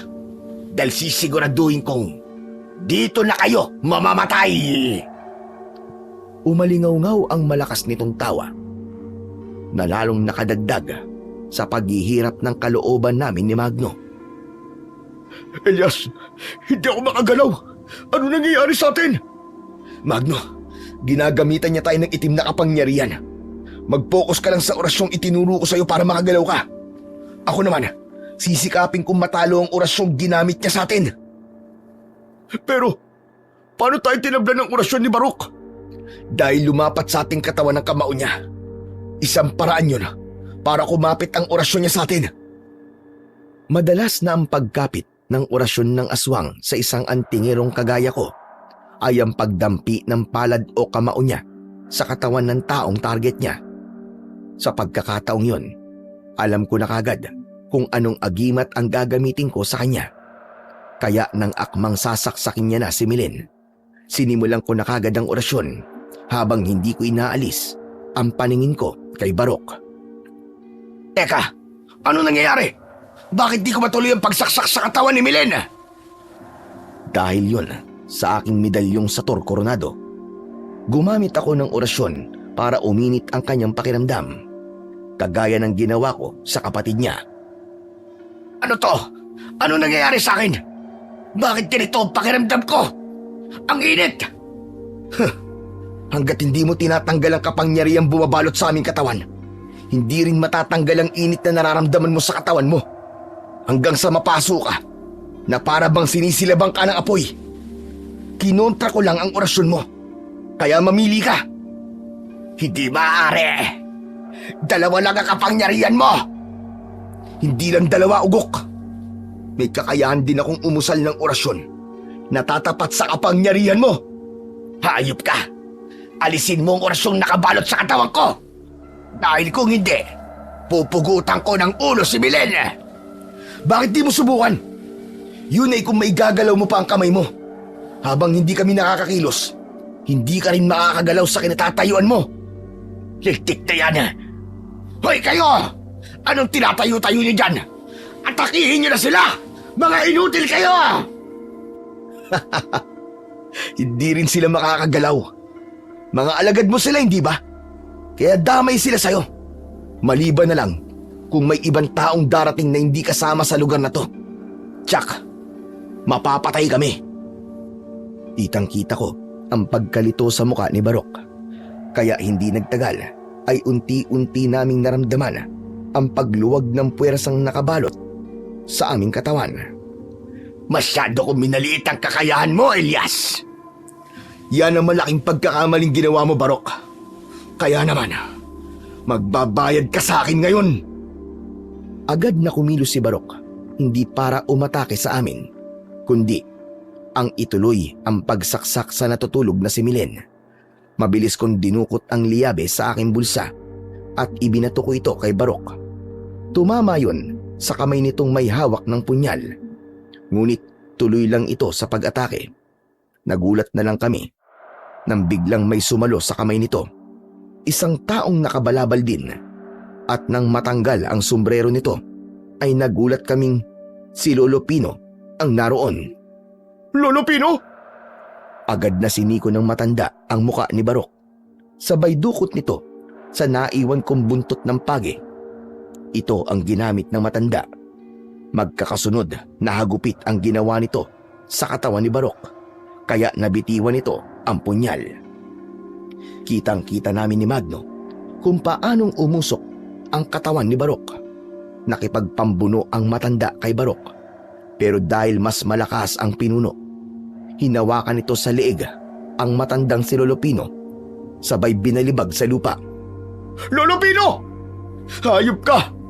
Papatayin kita, Barok! Tuluyang umatake na nga ng pana si Magno. Nailaga naman ni Barok ang palaso nito. Kaya naman, sumugod na ang kaibigan ko papunta sa kinaroroonan ng mga kalaban. Sumunod na rin ako. Mabilis akong tumakbo na para bang takbo ng musang. Nang ilang dipa na lamang ang layo ko kay Barok, agad ko siyang tinaga. Naputol ang kanyang daliri. Binigwasan ko siya ng suntok, ngunit sinipa niya ako sa muka. Sabay kaming bumagsak sa lupa. Inunahan ko siyang tumayo at itatarak ko sana ang itak ko sa katawan niya. Kaya lang, naunahan niya ako ng sipa sa sikmura. Napaatras ako habang nakangiwi ang mukha ko dahil sa sakit. Kakaiba ang lakas niya. Ngumisi ito habang dahan-dahang tumayo. Hindi ako kasing hina ng iniisip mo, Elias. Kaya manood ka kung gaano ako kalakas. Mula sa harapan ko ay unti-unting nagbago ang anyo nito. Naging aswang na matigla agnon ito. Mapupula ang kanyang mga mata, nakahawig ng isang paniki. Kakaiba ang lakas niya dahil inaral niya ang itim na karunungan para gawing aswang na bungisngis ang kanyang mga tauhan. Nagulat kami sa biglang pagbabagong anyo ng mga alagad niya. Malahiganting aswang ang mga bungisngis. Iisa ang kanilang mata at nakakabingi ang kanilang pagtawa. Habang tumatawa sila, hihina naman ang mga kapangyarihan taglay ninyo. Dito na kayo maililibing ng buhay. Nagkakamali ka, Barok. Kala mo matatakot ako porkit nagbago ka ng anyo? Ikaw ang ibabaong ko rito! Mabilis ang ginawa kong pag-atake sa kanya. Ngunit nakaiwas siya at tinubuan siya ng pakpak sa likod. Lumipad ito ng mataas at pabulusok na umatake sa akin. Sinalubong ko naman siya ng taga sa kanyang pakpak kaya naputol ito. Nagpa-ekis-ekis ito sa paglipad. O ano? Masakit ba? Hayop ka, Elias! Pinutol mo ang pakpak ko! Kulang pa yan. Ito pang isa. Sumugod ako sa kinaroroonan niya. Habang sina Lolo Pino at Magno naman ay nakipagpambuno na rin sa mga aswang na bungis-ngis. Hindi to pwede! Masyado kang mabilis at malakas, Antingero! Kaya humanda ka sa akin. Dahil papatayin na kita ngayon. Ipapakita ko sa'yo kung gaano ako kabagsik na antingero. Mataas akong tumalon upang maabot ko siya sa ere. Ubod lakas kong itinarak ang itak sa kanyang tiyan. Sinubukan pa niyang lumipad, kaya lang hindi niya magawa dahil isa na lang ang pakpak niya. Kasabay ng orasyon ko, lumiwanag ang aking mutya. Isa itong malakas na kapangyarihang magbibigay bisa sa sandata ko para patayin ang aswang. Pinugutan ko siya ng ulo hanggang sa bumagsak sa lupa ang katawan ng matigla agnon na si Barok. At dahil doon, nakatitiyak ako na wala na siyang buhay. Walang kakayanang kagaya mo. Kung nanghihiram ka lang ng lakas sa itim na kapangyarihan. Akin na tong medalyon mo. Sisirain ko to para hindi na magamit sa kasamaan. Sabay sipa ko sa napugot niyang ulo at tumalsik ito sa kinaroroonan ng mga bungisngis. Sakto yon, nasusuntukin ng aswang na bungisngis ang kaibigan ko. Mabilis akong tumakbo sa kinaroroonan nila. Katapusan niyo ng lahat ngayon! Pinugutan ko rin ng ulo ang aswang na bungisngis na nasa ibabaw ni Magno para lamang akong nagtatabas ng tubo nang pugutan ko ng ulo ang mga aswang. Dahil abala ako sa pakikipaglaban, hindi ko naman naiwasan ang pagtama ng malakas na suntok sa dibdib ko mula sa isa pang aswang na bungisngis. Tumalsik ako at tumama ang likod ko sa isang nakaangat na ugat ng puno. Napaigik ako dahil sa labis na sakit. Malakidlat na lumapit sa akin ng aswang na bungisngis. Galit na galit ito at dinakot ang leeg ko. Nagsalita ito at sinabing pinatay ko raw ang anak niyang si Barok. Kaya napagtanto ko na siya ang dating police major na si Rodrigo. Kung ganun, anak mo pala si Barok. Marahil, nagkaroon ka ng asawang aswang na matiglaag nun. Kaya nabuo si Barok. Kaya pala malakas ang loob ng anak mo na magasik ng lagim dahil suportado mo ang kahayupan niya. Mag-ama nga kayong demonyo! Sinadya kong kausapin siya habang sakal ako upang malaya kong maitarak sa kanyang katawan ang hawak kong itak. Nagawa ko yon nang walang kahirap-hirap. Ibinaon ko ang talim ng sandata ko sa katawan niya. Nabitiwan niya ako at napasigaw ito ng malakas. Mabilis kong binunot ang itak, sabay pugot sa kanyang ulo. Bumagsak ang katawan nito sa lupa habang tumatalsik pa ang kulay itim nitong dugo. Napatay na rin ni Lolo Pino at Magno ang ibang mga aswang na bungisngis. Sakto naman na nagising din si Milen. Kuya Magno? Lolo Pino? Nasaan ako? Anong nangyayari dito? Milen, dinala ka rito ni Barok. Balak kanyang patayin. Ano po? Paano pong nangyari yun? Nagiganti siya sa kapatid mo at kay Elias. Nandito si Elias? Nang tumingin sina Magno at Lolo Pino sa gawi ko, napatingin din si Milen sa akin. Nagulat ako nang mabilis itong bumaba sa lamesang bato at tumakbo papunta sa akin. sabay yakap ng mahigpit sa akin. Salamat, Elias. Salamat. Iniligtas mo ulit ako. Oo naman, Milen.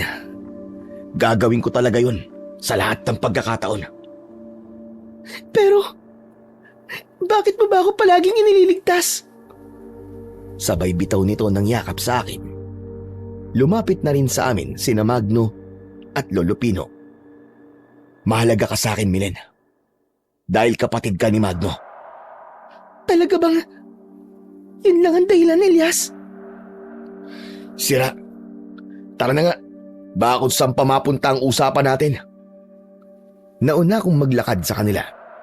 Nagulat naman ako nang kumapit sa braso ko si Milen habang nakangiti at nakatingin sa mukha ko. Anak ng putya, oo. Oo na, sige na. May pagtingin na ako sa'yo. Kaya wag mo na akong titigan, Milen. Nahihiya na nga ako eh. Ah, ganon. Kaya pala namumula mukha mo. Habang naglalakad kami, ay tampulan na nga kami ng tukso ng maglolo.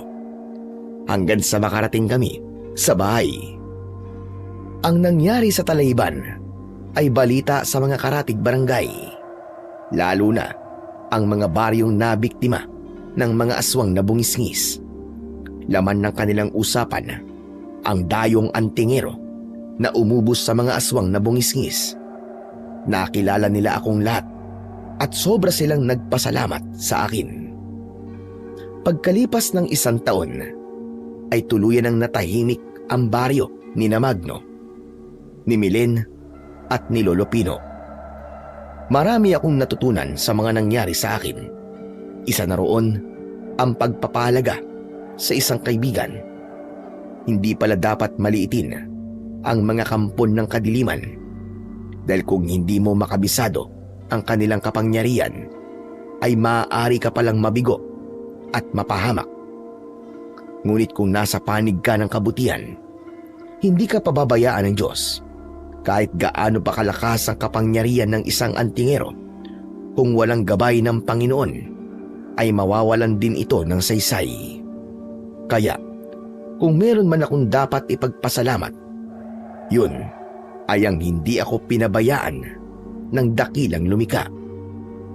Hanggang dito na lamang po ang aking istorya, Sir Blair. Maraming salamat po sa pagpili niyo sa kwento ko. Lubos na nagpapasalamat. Elias, ang dakilang antingero ng San Vicente.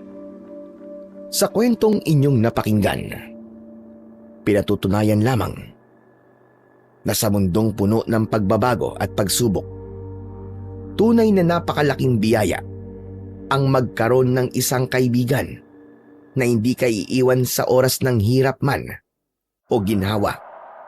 Yung tipong kahit anong unos ang dumating sa buhay mo, nariyan siya.